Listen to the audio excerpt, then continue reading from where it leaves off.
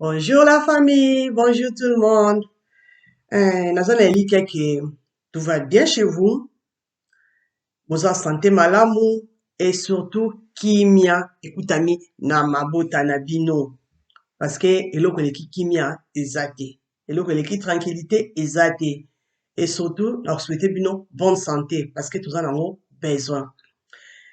Na une fois de plus na banda kuna bino toujours na cadre ya ba idée, toujours na cadre ya ba astuce on a yaka ko développer na bino. Thème na ngai ya lelo eza nini? Thème na ngai ya lelo ezali baclé oyo tokoki koyekola soki tozali na moment difficile totia yango en pratique. Donc ntango tozotraverse ba moment difficile ya vie eza na biloko, eza na baezaleli, eza na bacomportement oyo faut toaffiche po tomeka kotraverse moment wana ya difficulté malamu. Po toyebi ete biso nyonso totraverse ba moment difficile, biso nyonso totraverse ba moment ya bamalheur, biso nyonso mosusu tozalaka na makambo oyo tokoka kogere te, makambo oyo ezolekela biso. E na moment wana vraiment esalaka mpasi, ezalaka moment moko difficile, mosusu toyebaka te totourne motu kote nini. Yango eza makambo ya mike mike oyo tokoki koyekola, oyo ekoki kosala biso bien, oyo ekoki kofacilite biso tâche, ete totraverse ba moment wana toyeba ndenge nini ya kozala, toyeba ndenge nini ya kose comporter. Ezali bongo ngai mama na ngai, votre sœur, votre mère, votre tante. Na thème na ngai ezali mulai, ezali na ba point ebele, et lelo nga na bino tokoparle kaka sur 3 points. 3 points, tokoparle yango na bozindo de façon que moto na motu a retenir quelque chose. Moto na motu azwa un plus oyo ekoki kosala ye bien na vie ya biso quotidienne.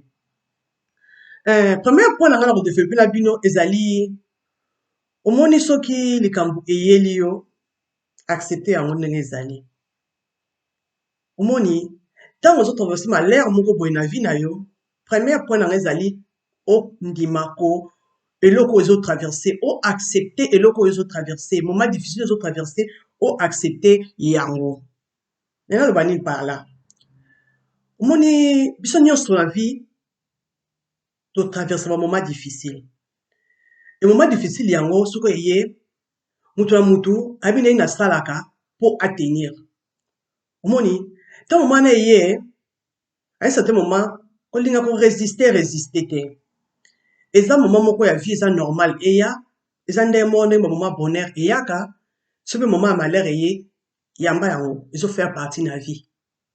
Ezo faire partie na vie, vie eza combat éternel, vie eza lokola la roue etournaka. Bonheur ntango eza na côté na yo, yebaki malheur eza quelque part et pas voisin. Ntango bonheur eza pas voisin, yebaki malheur ezala epai na yo. Qu'est-ce que je veux dire par là? Nena ba par là que dans ton moment ya misère eza epai na yo, accepter yango ndenge yeli, luka ba stratégie ndenge na retrouver de façon que permettre yo oyeba ndenge na kotenir devant moment yango. Parce que ça moment moko ozo traverser yango déjà oza na kati okoki ko changer quelque chose tout comme tu ne peux rien changer. Omoni na cadre ya ko accepter ba moment yango, yeba ete si vous pouvez changer quelque chose, prenez les mesures qui s'imposent et changez-les. Mais si vous ne pouvez pas faire quoi que ce soit, acceptez moment yango, vivre yango, traverser yango. Soko accepter moment yango, komona ete ba idée négative et ozala na mutu na openza te. Ozala zen malgré ba difficulté, ozala posé po ebi ete eza moment moko passagère ekoleka. Mais soko boyi ko accepter yango, okolinga o résister devant circonstance yango. Siko résistance wana ekosala o malamu te. Dans un exemple moko simple. Oza ba difficulté ya mbongo. Salaire na ezaki malamu, oza ko gagner mbongo ya ebele. À un moment donné, au perdre musala wana. Ozi musala mususu, ozo gagner kaka la moitié ya salaire ozo gagner avant. Tant que salaire no comme la moitié, style de vie na o faut au revoir yango. Et ça ba biloko oyo il faut changer. Et ça ba dépense oyo faut tala. oyo ezali important mpona kosomba oyo eza important te mpona kosomba donc eza badepense mosusu oyo il faut olongola. Mais ntango yo ozwi décision ke non nakochanger style de vie na ngai te nakogarde yango ndenge wana nakokontinue kosala badepense nde nazala kosala liboso nakokontinue kolia nde nazala kolia liboso nakokontinue kosala bafolie comme avant. Mon frère yeba ke place oba na difficulté na yo nde ebandi parce que olingi koaccepte situation oyo okomi lelo te obandi korésister. Place wana okoma na problème ya mbongo mosusu makasi, place wana peut-être okoma mosusu na baniongo, place wana okoma na badifficulté même ya incompréhension na famille na yo na bana na yo na mwasi na yo na mobali na yo parce que olingi kovivre na ndenge logique ezosenga te parce que olingi kosadapte na circonstance te ozomona donc ou bien résister ou bien résister te. Et là, il faut retenir qu'il y a toujours quelque chose que nous pouvons changer. Notre perception de la vie. Au moment na lobela kalikambu ya mutu régulièrement, tant on a ça la vidéo na ngai. Ndenge constat la vie, et c'est très important, ba circonstance nyonso ya vie. Auto vivre, auto traverser. Tant on comme la difficulté, na mutu na yo, il faut qu'on régler cerveau na yo ndenge nini il faut la vie ndenge il faut comprendre vie ndenge il faut accepter vie yeba ete souffrance ezali éternalité yeba ete misère ezali éternalité et surtout 100% ya vie na yo que kozala négatif te parce que ça même pas na plan ya nzambe nzambe asala biso mpona projet ya bamalheur te asala biso mpona projet ya bonheur so bamalheur eye eza étape donc mon frère bana otala vie ndenge nazo expliquer wana ntango ozotraverse moment ya malheur loba que c'est étape na traversée mon frère loba on a monté maintenant on va que ça étape na traversée et ça éternalité ce qu'on comme qu'on réfléchit ndenge wana comme qu'on na vision wana au monde que ndenge na la vie et qu'on changer au monde pour vous aider à mieux voir une situation avec détachement prenez un moment en silence seul avec vous-même concentrez-vous sur votre problème respirez à fond. Mon frère, prends le temps d'analyser ce que tu traverses. Analyse wana ezali analyse te pour juger la difficulté de traverser parce que ça ne t'apportera rien. Eza analyse pour comprendre pourquoi vous traverser en haut. Les comment pour que ça là tant on s'en sortir dans la situation en haut. Soit tant comprendre misère et ça moment oyo pour permettre de prendre conscience de ma kambibili. Dès que tu as thème y a échec, thème y a les clés du succès les clés de succès des gens qui ont qui réussissent dans leur vie. Si tu as on comprend le pour le moment il y a échec. Que échec est une étape importante dans la vie na yo. Ndemona misère. Misère est un moment oyo tant yelio soit temps pour comprendre en haut. Ko passer temps ya ko paniquer, ya ko se stresser, ça ne te sert à rien. Ya ko paniquer ou bien se stresser. Soit temps pour comprendre yango so comprendre yango bien au moins comme na paix intérieure pour s'installer na kati na yo paix ozala na patience ya kozala moment ya bonheur oyebi ke koya de toute façon ozala yango avec patience sans murmure ni contrainte tu vois ce que je veux dire donc c'est très important qu'on accepte moment oyo yo traverser et pensez ensuite à cette situation et essayez de décrire ce que vous pouvez pour faire améliorer votre sort. Oui, ça sort aux autres traverser, ça sort les difficultés aux autres traverser. Le cas ba moyen pour permettre yo au résister, pédater, mais au s'en sortir, au vivre moment yango avec tranquillité, avec paix. Yebaka na mutu na okeza moment moko ekoleka nango, eza éternalité, sur asuka ekoleka. Pour nous avons permettre péter que vino mobimba isa na malheur. Pour permettre yango te, pour ça na plan na été, ça na projet na été. Tu vois? Et deuxième point d'abisso, ezali ceux qui ont traversé au moins un malheur et que ça a problème, tout simplement ceux qui croient que ça a problème. Moment difficile ont traversé, ils sont obligés d'avoir problème et que comme il y a un problème, ceux qui ont comme ça un problème. Ndenge nini. Tant que difficulté y a dans la vie d'abisso, tu as deux personnes, tu as traversé malheur moko. Mususu amoni yango ke malheur oyo elinga mpona nini eyelaka kaka ngai nga bakaka mpona elingaka na ngango te nalinga basouffrance ya boye te nga bamisère ya boye te mosusu alobi ke donc le roi ouvre ezotourne malheur ekomi na kananga mais ce qui est sûr ouvre ekocontinue kotourne lobi malheur okepa motu mosusu bonheur ekoya palanga omoni ndenge deya kotala vie donc deux personnes bazotraverse même problème et baza na vision moko te par rapport à problème wana. C'est la raison pour laquelle alobi ke ce que tu traverses, ça peut être un problème uniquement si vous croyez que c'est un problème, si vous croyez que ça n'est un. C'est là où ça devient un problème. Donc, nakata mutu na yo, vision na yo, manière na yo kotala la vie, manière na yo ko réfléchir, nyonso, et ça sera là que problème wana est comme un problème. Moment la misère est comme un problème, moment la souffrance est un problème, moment la difficulté est un problème. Sur le besoin est un problème té, et ça yom trompé c'est un forme oyo lingi. C'est la raison pour laquelle dans un moment de difficulté, revoir ndenge na yo kotala makambo, revoir ndenge na yo ko réfléchir, revoir ndenge na yo ya ko penser. Et ça très important. Omoni, parce qu'à plusieurs reprises, nous sommes notre propre ennemi, nous sommes notre pire ennemi. Le bonheur comment dirais-je, le bonheur est vraiment une question de perspective. Tu vois? Et ça, ndenge yo ozota la vie. Si vous pensez que quelque chose est un problème, alors vos pensées et vos émotions seront négatives. Et vous ne verrez que les événements et les circonstances en négatif. Tout ce qui va venir au monde en la vision mabé. Au monde en la vision mabé. Ce que l'eau ils ont marché té. Pour l'année comme on a marché té. Pour l'année qu'il y a la ranga. Mon frère, qui t'a dit qu'il y a la caille? Oh, il y a une malheur il y a la caille. Tout ça malheur mon côté hein. Moutamouta malheur naïe. Moutamouta ba difficulté naïe. Tant que vous avez un problème parce que vous avez une difficulté en bon. Vous avez un problème avec la santé. Aza la maladie, oh, y a tous les jours à Bundarada yango. Mais ça veut le roter, puisque, na mutu na ya dit que ils sont malades, ouais, ils ont aussi la grâce, malgré la maladie chronique, oyo, mais ils ont aussi la grâce, ok, musala, na zan bon, enfin, na zan bonne santé, puisque na zan maladie, mais na zan téléma, na zan d'image, mais bas, et puis j'ai une famille qui me soutient, donc, Dieu merci. Vous comprenez la vision de la vie? Aza la malade, ils ont dérangé, mais, à garder image positive que non, le pourvoyeur pourvoira.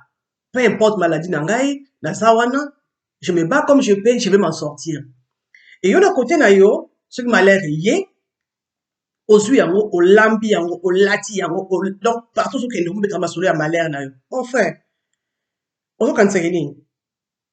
Ozo kansake nini? Changer de na côté la vie, mon frère, ma sœur, changer de na ko réfléchir. Changer yango. Ozo comprendre. Changer ndenge na yo ya kota la vie. Si vous pensez que rien n'arrive pour rien et que c'est une occasion d'apprendre à mieux agir, mieux communiquer, mieux réagir, tout à coup, ce n'est plus un problème. Si on se comprend que tout ce qui nous arrive n'arrive jamais par hasard, si on a des difficultés, on a traversé Sikoyo, et ça parce que il faut dans les cas de difficultés, pour les bosser à malongue aux ala. On se comprend. Si on traversé des heures longtemps, tiens, moutou na ok, des heures comme la souka, ou y a la terre promise. Donc, il faut, la vie, faut la, on sait qu'on peut faire la vie. Pour vivre, même dans le moment difficile, même dans le moment où il y a la souffrance. Je dis toujours que la vie est belle. Je dis toujours que la vie est belle. Parce que moutou na étape na ya vie, azala kana ba problème makasi. Non, pire conseil, mon ma sœur. Mon inga personnellement. Ceux qui n'ont pas de problème ébélé. Dans sa difficulté ébélé. Et c'est un moment où dans sa cas très propre. Et là, on va très propre, c'est que, tant que le monde a bien habillé, bien coiffé, bien parfumé. Vous voyez pourquoi la salle a bon? Pour la qu'on gérer, moment où il y a difficulté, madame. Ceux qui n'ont pas de problème, ils ont dérangé, et à un moment où on ne se laissera jamais aller. Au moment où on n'a jamais dans sa souvenir dans un cas propre. Tant au monde on va dire, tant tu nous écoutes bien, mais non, il faut secret dans la qui, il y a un moment, au souvenir d'un moment, dans sa propre, il va y avoir une difficulté, mais dans sa traversée. il va y avoir des difficultés, des autres traverser des moments difficiles, des se battre. Na eloko moko ezotungisa ngai. Et pourquoi les gens se battre?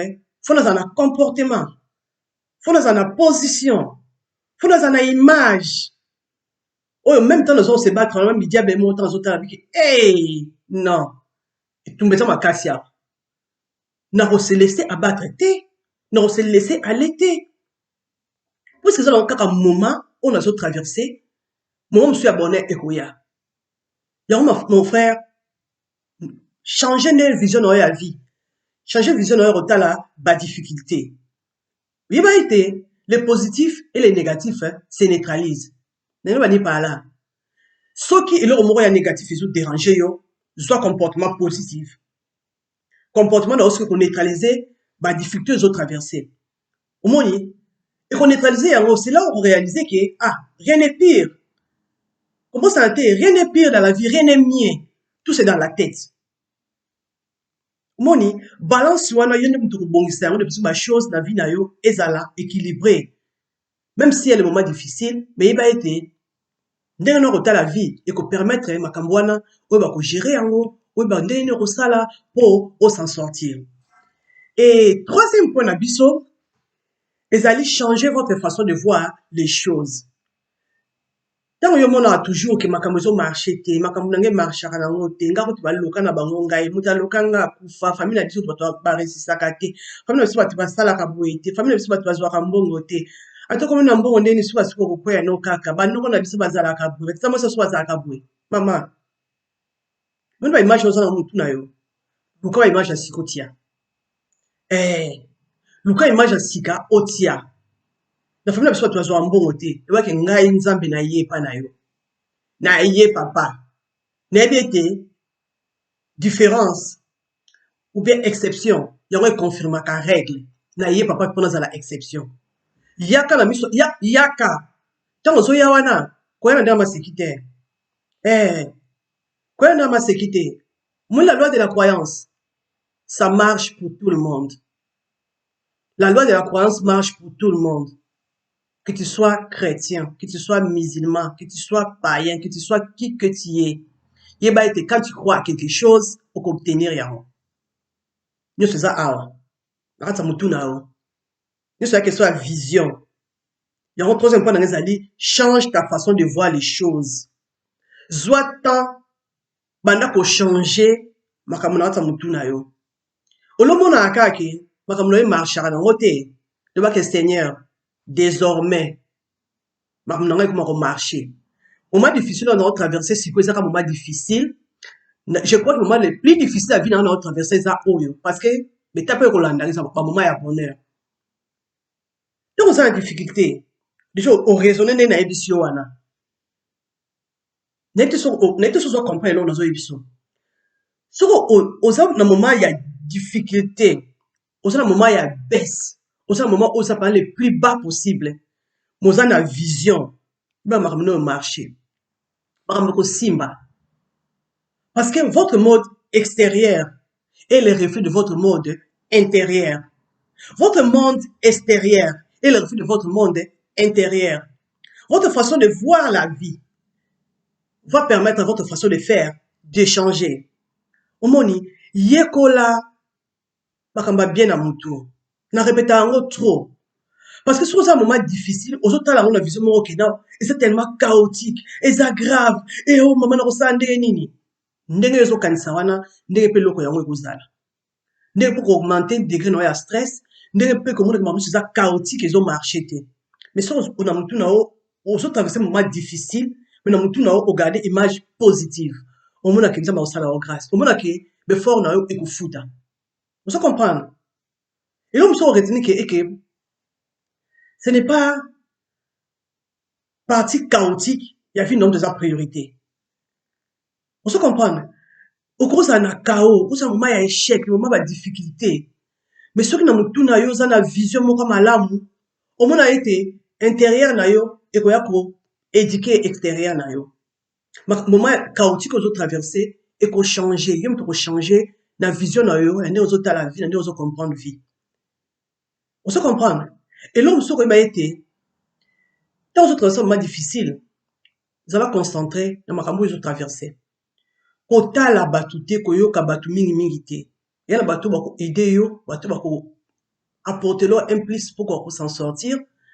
Et ça batu bako yo ba mot négatif, ba mot moko. Ya malamu te, o bako ya ko décourager yo. Mais là on a koyebisa yo, change ta façon de voir les choses. Garde une image positive. Ya vie na yo. Si vous êtes dans un moment où il y a bonheur, avant que le moment est difficile, il y a un moment difficile de traverser, c'est quoi yo? Gardez image à bonheur aux acquis dans haut. Maximum n'a pas pilipil, n'a pas mungwa, na image aux acquis dans avant. Mon a un plus par rapport aux acquis dans avant. Et image wana, et qu'on jouer, la vie na yo, image wana, et qu'on sala yo bien, et qu'on permettre yo, au s'en sortir, facilement. Vous comprenez? Les gens se disent que lorsque les circonstances changeront, ils se sentiront mieux et leur vie sera différente. Mais l'autre tourne à yo. Comme soit la difficulté, à un moment donné, que notre situation de travailler sur échanger, des erreurs nous tourne à changer. Mais on a vu que non. Et ça, ce que nous tourne à yo, on a une image à bien, des vies na yo, et qu'on reflète l'image aux anams. Bandon changer la carte. Donc, on a que les bandes changer. Je crois que tu sais comprendre bien. Je crois qu'on retenir quelque chose par rapport à thème au Ghana yo tout traverser na journée à l'élo. Na seke okangi eloko moko. Na lobi na yo nini? Na lobi na yo était, tant dans un moment de difficulté, accepte circonstances où yo traverser. Accepter en haut. Yeba été, ce qui est simplement ce qui est. Et loko ezali, eza ya mou ezali. Donc, la minute wana, c'est un moment de difficulté. Ndima yango, que c'est un moment difficile. Traverser yango, accepter yango, au moment où on souffre moins. Si on peut accepter yango, bah lui qu'on résister, le temps où on a un problème wana et qu'on s'appelle ça problème.